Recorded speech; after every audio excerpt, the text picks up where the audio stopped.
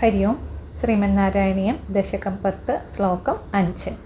ഏകാദശാഹ്വയതയാ ച വിഭിന്നരൂപം രുദ്രം വിധായ ദയിതാ വനിതാശ്ച ദത്വാ താവന്ത്യദത്ത ച പദാനി ഭവത്പ്രണുന്നഃ പ്രാഹ പ്രജാവിരചനായ ച സാദരം തം.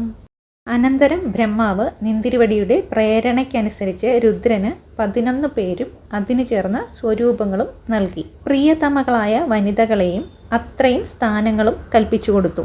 എന്നിട്ട് വിനീതനായ അദ്ദേഹത്തോട് പ്രജകളെ സൃഷ്ടിച്ചാലും എന്ന് അരുളി ചെയ്യുകയും ചെയ്തു. ഏകാദശം എന്ന് വെച്ചാൽ 11. ഏകാദശ രുദ്രന്റെ 11 പേരുകളും പത്നിമാരുടെ പേരും സ്ഥാനങ്ങളും ഇനി പറയുന്നു. 1. മഞ്ഞു, പത്നിയുടെ പേര് ധി, സ്ഥാനം ഹൃദയം. 2. മനു, പത്നിയുടെ പേര് വൃത്തി, സ്ഥാനം ഇന്ദ്രിയം. 3. മഹിനസൻ അല്ലെങ്കിൽ മഹാദേവൻ, പത്നിയുടെ പേര് ഉശന അല്ലെങ്കിൽ അശന, സ്ഥാനം പ്രാണൻ. 4. മഹാൻ, പത്നിയുടെ പേര് ഉമ, സ്ഥാനം ആകാശം. 5. ശിവൻ, പത്നി നിയുക്ത്, സ്ഥാനം വായു. 6. ഋതുധ്വജൻ, പത്നി സർപ്പിസ്, സ്ഥാനം അഗ്നി. 7. ഉഗ്രരേതസ്, പത്നി ഇള അല്ലെങ്കിൽ ഇട, സ്ഥാനം ജലം. 8.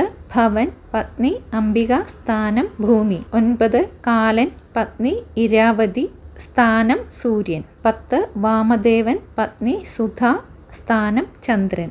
11. ധൃതവ്രതൻ, പത്നി ദീക്ഷ, സ്ഥാനം തപസ്.